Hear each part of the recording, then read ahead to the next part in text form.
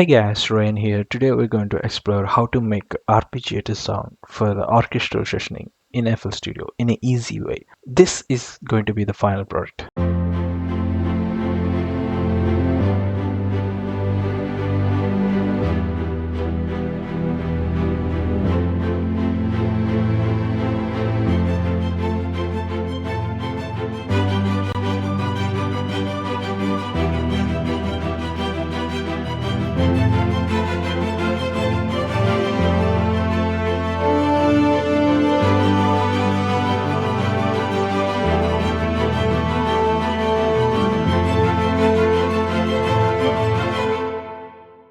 So these are the basic instruments that we required for our project. So this is like strings, and this is bass, and the piano.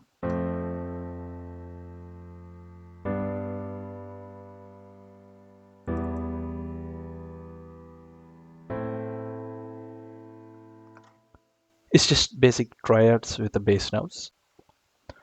And we will copy these notes to some new pattern which is having viola staccatos like this.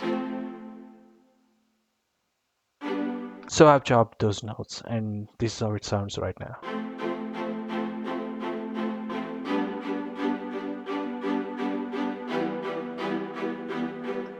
So after that, we'll paste it here and we'll see how it sounds with all these instruments.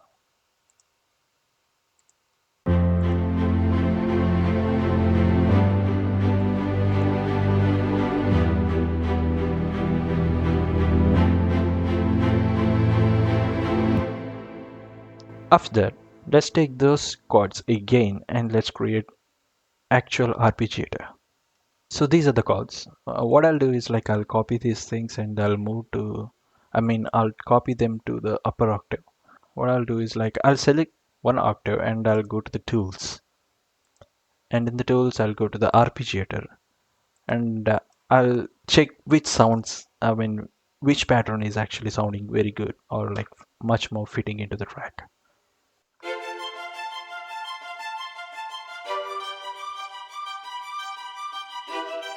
And there's another one.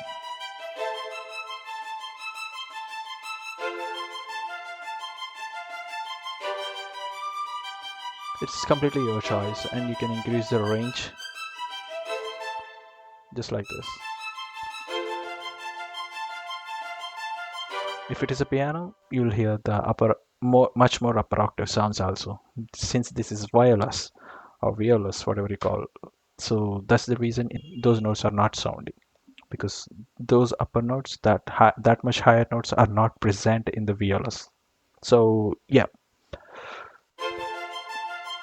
I'll be selecting this pattern, and for these lower notes, I'll be selecting this lower octave, and I'll do the same. Go to the tools in the arpeggiator, but this time I'll change the pattern to normal maybe. And I'll increase the range.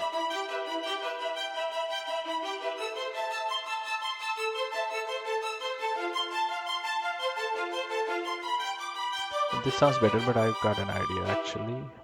I'll move these notes to lower octave and I'll do the same, like tools, arpeggiator, and I'll increase the range to 2.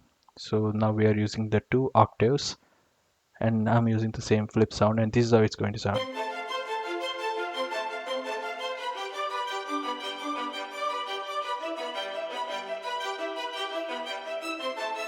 Yep. You're probably thinking in violas maybe these bass notes are not sounding right. Only this till this is the this note is the last note in the basses, and yeah, this note is not sounding. But yeah, I'll get to that point too. So what I'll do, this is a pattern, violas pattern right now. So let's see how it sounds.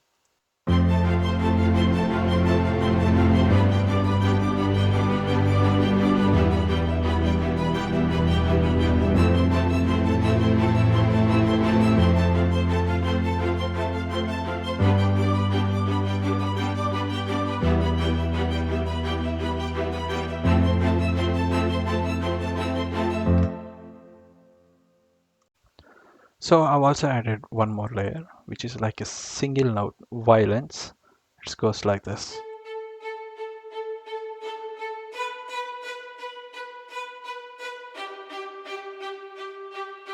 And there's a change here.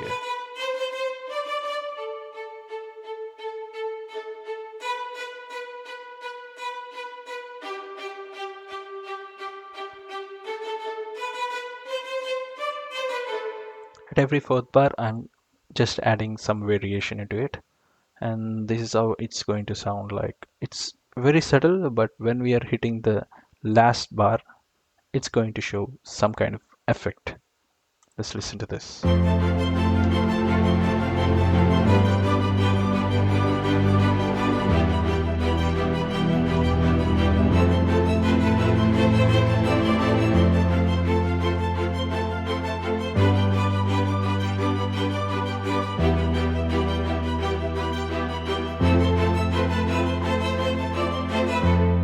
So we're not going to leave this layer, like the wireless layer, like this, because there is no bass in this one. So what I'll do is like I'll copy this lower octave and I'll be moving this to cellos. So with the cellos, it sounds like this.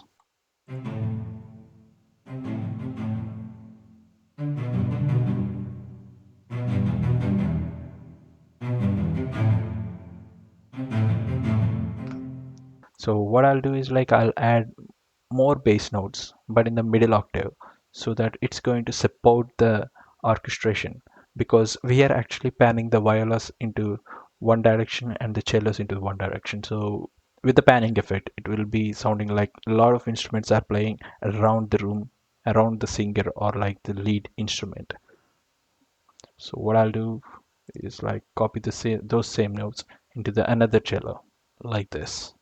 So this is how it sounds right now. Like it's the two cellos and playing different octave. You could be asking like why I'm using two cellos, right? So one cello is playing the lower octaves and another cello is playing a little more higher octave, like the middle octave or something. So due to this, like we can use the same cello for both the sounds, but why I'm doing this is like I'll have more panning control towards the instruments right now. Like I can move the basses to more towards the right, and I can move this octave to, I mean, little slighter, like 40% towards the right. For the panning options, I just kept two instruments. That's the only reason. And both together sounds like this.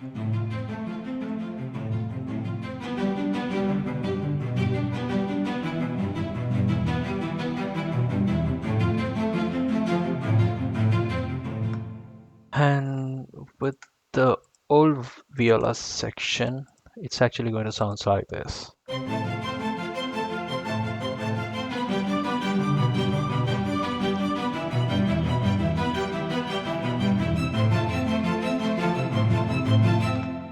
You can hear the panning, right? Like violas towards the left and cellos towards the right, and that's how I'm going to fill the room. So yeah, with all the instruments, it's going to sound like this.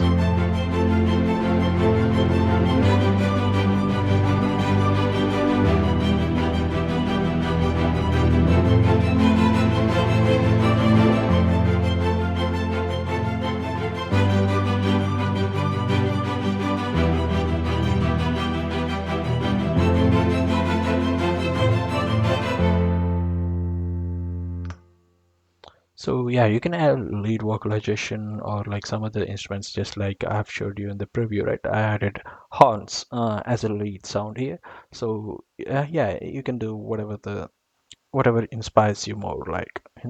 So that's it for this tutorial, and I would like to mention that this is kind of basic level of arpeggiator making. If you want to make an harp sound, especially for orchestra sessioning, you have to put more effort and pick precise notes that will elevate your track instead of depending upon, these tools. But for the beginners, this is much more easier and better way to do it. So that's it for this video. Peace. Rains out.